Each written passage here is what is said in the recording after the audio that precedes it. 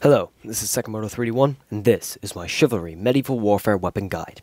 Today, we'll be covering the first unlock of the Archer class, the Longbow.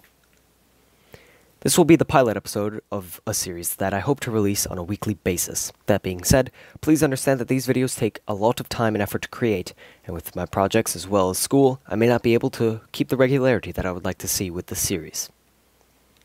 Anyway, with that out of the way, let's get started.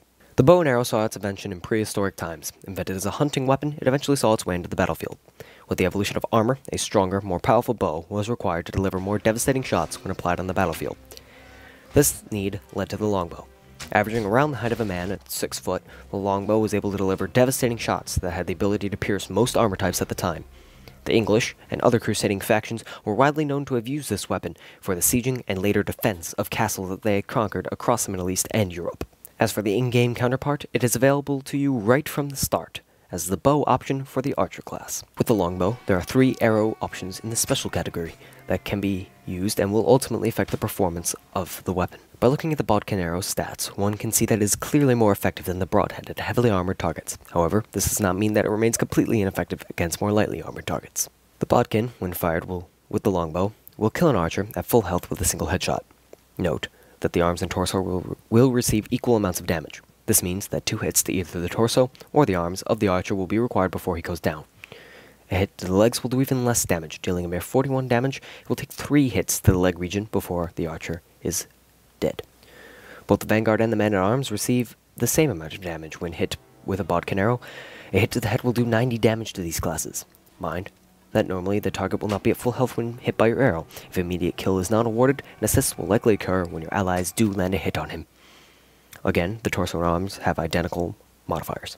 2 consecutive hits to the torso or arms will bring down the vanguard and the man-at-arms. The legs, although with different modifiers, will also take 2 shots before the target is devoid of health.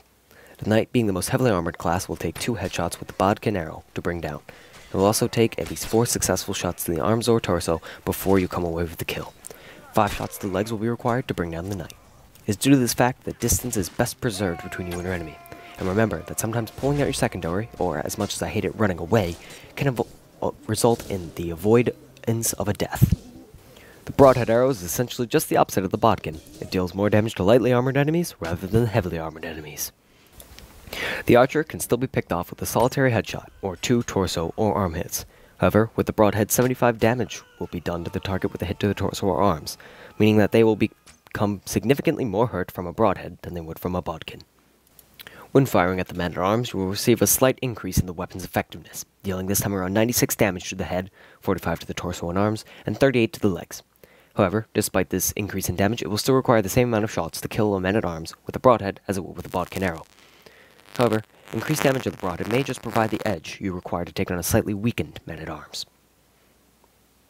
The vanguard receives great resistance to your fire, with headshots being reduced to only 68 damage, the torso and arms to 45, and the legs to 27 damage.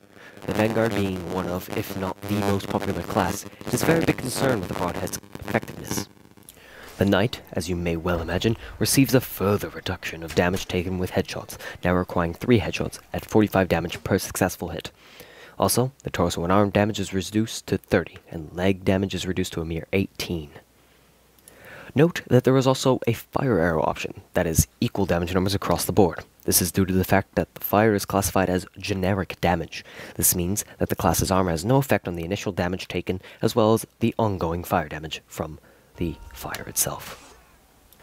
The longbow has one downside, however, and is the amount of ammunition that you are given. At only 25 shots, if you are using a broadhead arrow, you might find yourself resupplying often, especially if put up against a whole team of vanguards, or similarly armored opponents. However, usually your position is swarmed, or you die well before you run out of arrows, so this may not be a prevalent issue for some people. It is the longbow's keen attributes towards mid to long range combat that has helped make this loadout. With this loadout, you shall be able to pick off your enemies at a distance, but will remain a threat at close quarters.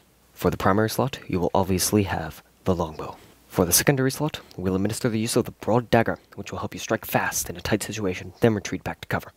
The use of the bodkin arrows in your special slot will help you take down more popular, heavier armored foes, without suffering a huge reduction to your damage output when put against more lightly armored opponents. In short, the longbow is an effective weapon at mid to long range with a relatively lenient one-shot capability.